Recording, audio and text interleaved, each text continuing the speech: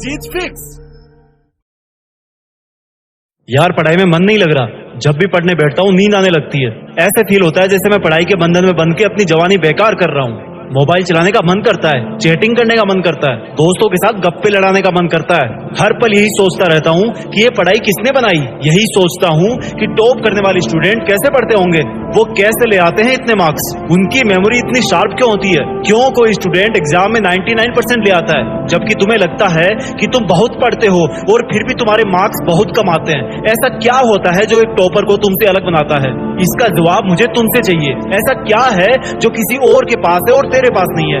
ऐसा कौन सा काम है जो एक टॉपर कर सकता है और तू नहीं कर सकता? ऐसा क्या है जो उसको बाय बर्थ मिला है और तुझे नहीं?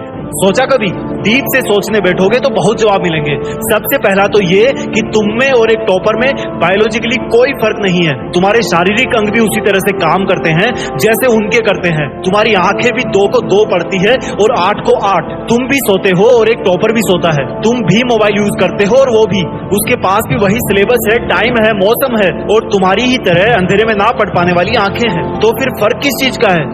फर्क बहुत कम है। एक फर्क है टाइम और प्रायोरिटीज का, यानी कि वक्त और प्राथमिकताओं का। एक टॉपर को पता होता है कि कौन सी चीज को या कौन से काम को कब और कितना टाइम देना है। जैसे अगर मुझे पता है कि मोबाइल यूज करने से मैं अपने काम से डिस्ट्रैक्ट हो जाऊंगा तो मैं उस जरूरी काम को पहले निपटाऊंगा और मोबाइल के मैसेज बाद में चेक करूंगा। कहीं कोई आग नहीं लग रही है, तुम्हारे सपने सबसे पहले हैं। और दूसरा क्या है जो एक टॉपर को तुमसे अलग करता है? तुम्हारा मकसद सिर्फ पढ़ना होता है, रटना होता है, मार्क्स लाना होता है। जबकि एक टॉपर का मकसद सिर्फ पढ़ना कभी नहीं होता, उसका मकसद कुछ और होता है। पढ़ाई तो सिर्फ एक माध्यम होता है जो उसको उसकी मंजिल तक पहुंचाने के लायक बनाता है। इसलिए उसको पढ़ते टाइम नींद नहीं आती, क्योंकि उसको पता होता है कि वो सिर्फ पढ़ने के लिए नहीं पढ़ रहा बल्कि कोई बड़ा काम करने के लिए, अपना नाम करने के लिए पढ़ रहा है। और यही बात उसको ताकत देती है। और क्या फर्क होता है एक टॉपर और एक एवरेज स्टूडेंट में? टॉपर कभी भी रटता नहीं है, वो चीजों को, कंसेप्ट को समझता है, उनको प्रैक्टिकल वे में अप्लाई करता है, इसलिए वो उनको भूलता नहीं है। जो तुम्हारे ऊपर पंखा चल रहा है, कभी तुमने बिजली कटने के बाद ये नोटिस किया है कि वो कितनी सेकंड बाद रुकता है? और उससे फिर ये जानने की कोशिश करी है कि अगर इसको रेगुलेटर से आधी स्पीड पर चलते हुए रोकेंगे तो कितनी सेकंड में रुकेगा? क्या तुमने कभी ये जानने की कोशिश करी है कि जो ट्यूबलाइट तुम्हारे रूम में लगी है वो 1 सेकंड में कितनी बार फ्लिक करती है? वो 1 घंटे में कितनी यूनिट निकालती है? अगर पता किया होगा तो एग्जाम में कभी पावर कंजप्शन का आंसर गलत नहीं होगा। यही फर्क है एक एवरेज और एक उस स्टूडेंट में जो जिंदगी के किसी मकसद के लिए पढ़ता है। क्योंकि रटा हुआ ज्ञान तो अगली क्लास में जाते ही गायब हो जाएगा, लेकिन सीखा हुआ कंसेप्ट जिंदगी में बहुत बार काम आता है। और याद रखना, हर वो रात जिसकी नींद तुमने पढ़ाई के लिए कुर्बान कर दी है वो अपना कर्ज जरूर चुकाएगी। थोड़ा धैर्य रखो, अपनी मेहनत पर विश्वास रखो, तुम्हारी जीत फिक्स होने वाली है। जय हिंद, वंदे मातरम।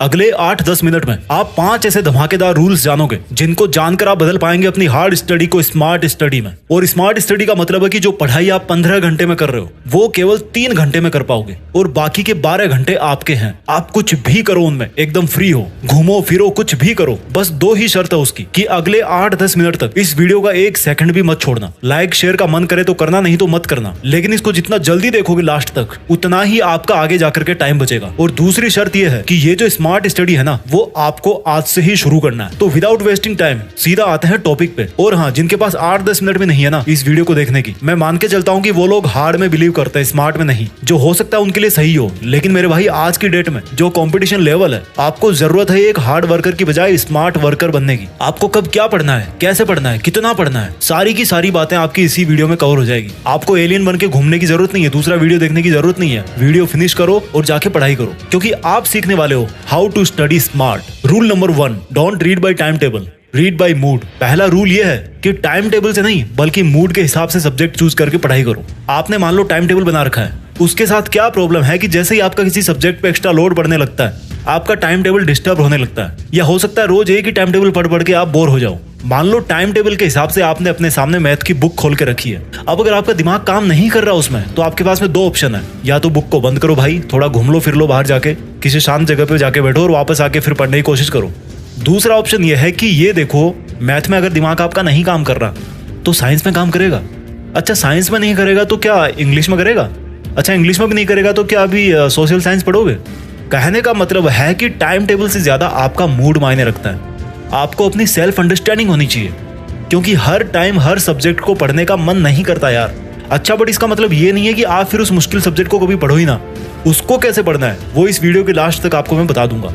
स्मार्ट स्टडी करने का रूल नंबर 2, मैंने फर्स्ट रूल में बताया कि मूड के हिसाब से पढ़ना ज्यादा आउटपुट देता है बजाय टाइम टेबल के। इस रूल नंबर 2 में आपको मैं बताऊंगा कि कितना पढ़ें और कैसे पढ़ें।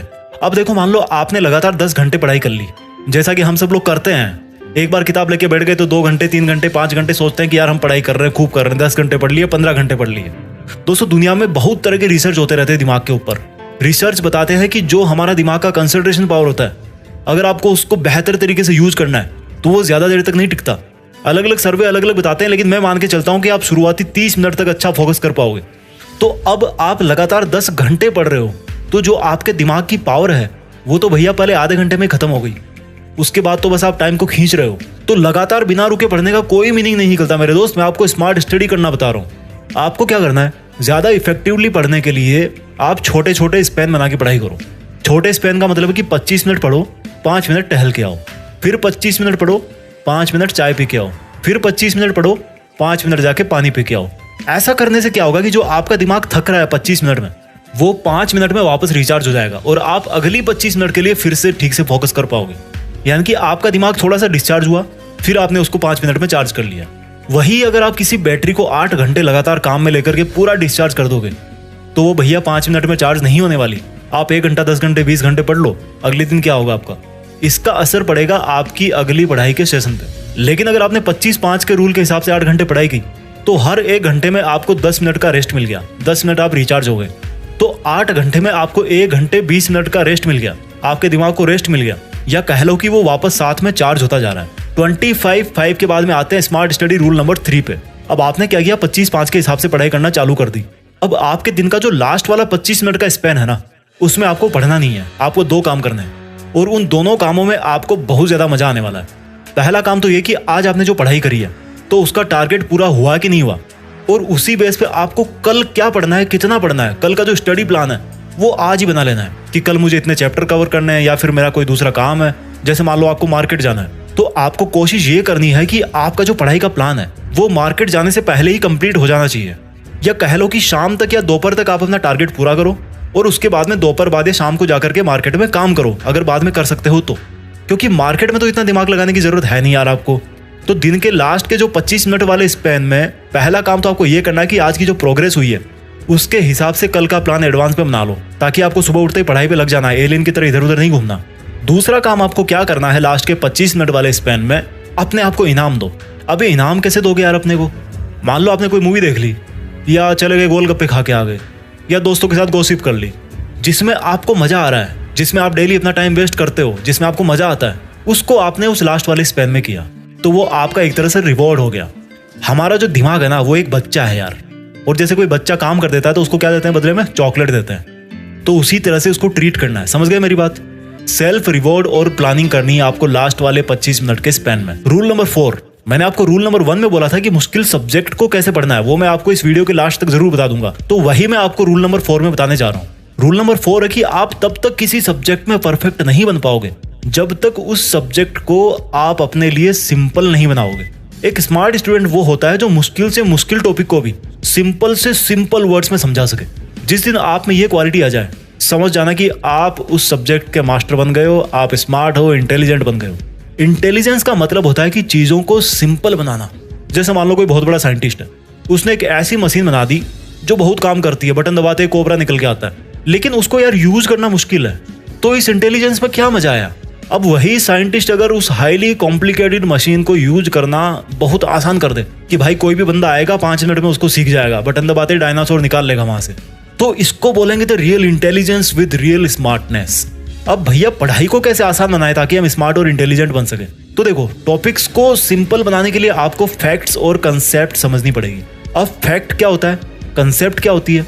साल्ट में सोडियम और क्लोरीन होता है, ये है एक फैक्ट, और वो बनता कैसे है वो हो गई उसकी कंसेप्ट। तो आपको फैक्ट से ज्यादा कंसेप्ट पे ध्यान देना है। अगर आप कंसेप्ट समझ लोगे तो उससे रिलेटेड जितने भी फैक्ट्स हैं वो सब के सब आपको याद हो जाएंगे। और हमेशा के लिए याद हो जाएंगे। अब भैया कंसेप्ट को कैसे समझे?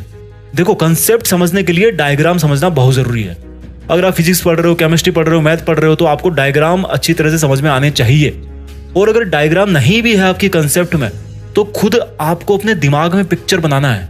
जिन लोगों ने चीजों को याद रखने के वर्ल्ड रिकॉर्ड बना रखे हैं, वो एक बात कॉमनली बोलते हैं कि जो भी आप पढ़ रहे हो, जो भी आप याद रखना चाहते हो, उसको याद करना है अगर लॉन्ग टाइम तक जल्दी से, तो उसकी अपने दिमाग में एक पिक्चर बनाना सीखो। क्योंकि शब्दों को भूलना आसान है, पर तस्वीरों को नहीं। स्मार्ट स्टडी करने का रूल नंबर 5 है कि आप यार किचन में क्या करते हो? खाना बनाते हो ना। बाथरूम में क्या करते हो? नहाते हो। बेडरूम किस लिए बना है? सोने के लिए। पढ़ाई किचन में कर सकते हो, बाथरूम में कर सकते हो, तो बेडरूम में क्यों? बिस्तर पे लेट के क्यों? पढ़ाई अलग काम है, उसको भी अलग जगह चाहिए। जिस तरह आप बाथरूम में बैठ करके खाना नहीं खा सकते, किचन में बैठ करके सो नहीं सकते, तो बेड में घुस करके पढ़ाई कैसे करोगे यार? भाई, पढ़ने की भी एक अलग जगह होती है, तभी वो अंदर से वो वाली फीलिंग आती है कि यार मैं पढ़ रहा हूँ।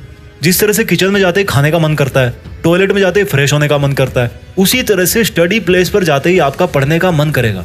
अरे भैया, लगाओ एक टेबल कुर्सी कहीं थोड़ा बेड से हटके, और वहां से अपने पूरे मनोरंजन की जो रंग बिरंगी सामग्री है उनको थोड़ा साइड में करो। आपका दिमाग आपको बोले कि वाह सर, आज तो मजा आ गया, क्या पढ़ाई हुई है आज तो, एकदम फोकस करने वाली जगह मिल गई, एकदम धांसू जगह है, कोई डिस्ट्रैक्शन नहीं था वहां पे। इसका फर्क पड़ता है मेरे भाई। आप बेड में घुस करके पता नहीं मुझे क्या करते हो। बेड किसके लिए बना है? इसलिए भाई, पढ़ना मतलब एक अलग काम, अलग एनवायरनमेंट और एक अलग प्लेस। मैं जल्दी से आपके लिए रिवाइज कर देता हूँ 5 रूल्स जो आपको करवाएंगे smart study. Rule number 1, don't read by time table, read by mood, ताकि आपका जो पढ़ाई में मन है ना, वो लगा रहे। रूल नंबर 2, 25-5, 25-5, 25-5, 25 मिनट पढ़ाई, 5 मिनट मस्ती, 25 मिनट पढ़ाई, 5 मिनट खाना पानी, 25 मिनट पढ़ाई, 5 मिनट कुछ भी करो यार।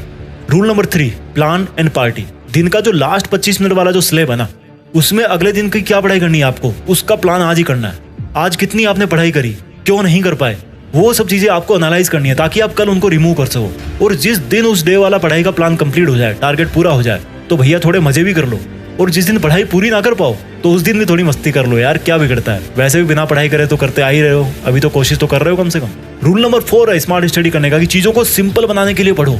इंटेलिजेंस और स्मार्टनेस का मतलब है कि चीजों को सिंपलेस्ट बनाना, और अपनी पढ़ाई को सिंपल बनाया जाता है कंसेप्ट से। आपको कंसेप्ट्स पढ़नी है। स्मार्ट स्टडी करने का रूल नंबर 5 है, जिस तरह से किचन में सो नहीं सकते, बाथरूम में खा नहीं सकते, उसी तरह से बेड पे लेट करके पढ़ नहीं सकते। कहीं अलग अपना थोड़ा एक आसन वासन लगाओ, कहीं पे फ्लोर पे बिछाओ, कुछ दरी वरी बिछाओ, वहां पे जाकर के आराम से पढ़ो।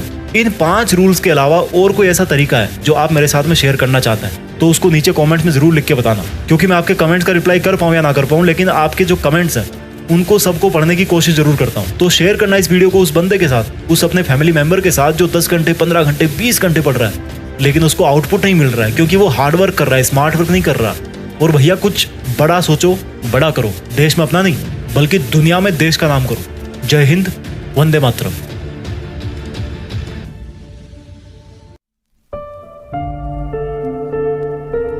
कभी अगर बनना हो तो बाज बनना, लेकिन कभी तोता मत बनना। तोता बोलता तो बहुत है, लेकिन ज्यादा ऊंचाई तक उड़ नहीं सकता। बाज बोलता बहुत कम है, लेकिन सबसे ऊंचाई पर उड़ता है, और बाकी पंछियों का राजा होता है एक बाज। आज मैं आपको 5 ऐसे पॉइंट्स बताऊंगा जो कि हर इंसान को बाज से सीखना चाहिए, और लाइफ की बहुत बड़ी लर्निंग है इन 5 पॉइंट्स में। पहला लेसन, ईगल फ्लाई अलोन। बाज अकेले उड़ता है और बाकी पंछियों के मुकाबले सबसे ऊंचाई पर उड़ता है। बाज अकेले उड़ेगा, लेकिन कभी भी चिड़िया और छोटे पंछियों के साथ नहीं उड़ेगा। बाज हमेशा या तो बाज के साथ उड़ता है या फिर अकेला उड़ता है। और इस समय यह सीख मिलती है कि छोटी सोच वाले लोगों से हमेशा दूर रहें और अकेले रहो, क्योंकि यही वो समय है जब खुद को जानने का असली मौका मिलता है। दूसरा लेसन, बाज का विजन बहुत ज्यादा क्लियर होता है और बहुत ज्यादा स्ट्रॉन्ग होता है। बाज अपने शिकार को 5 किलोमीटर दूर से ही देख लेता है, और जब एक बार उसे अपना लक्ष्य दिख जाता है, तो उसके बाद चाहे रास्ते में कितनी भी मुश्किलें क्यों ना आए, वो अपने लक्ष्य को हासिल करके ही दम लेता है। इससे भी एक बहुत बड़ी सीख मिलती है कि अपना विजन क्लियर रखो, और उसे हासिल करने में फिर चाहे कितनी भी मुश्किलें क्यों ना आए, पीछे मत हटो उस बाज की तरफ। तीसरा लेसन, बाज कभी भी मरे हुए जानवरों को नहीं खाता, वो हमेशा जिंदा शिकार करता है। और इससे हमें यह सीख मिलती है कि जो हमारा पास्ट है वो मर चुका है, तो अपने उन मरे हुए, सड़े हुए थॉट्स पर ध्यान मत दो, और अपनी आने वाली ताजी फ्रेश जिंदगी पर ध्यान लगाओ।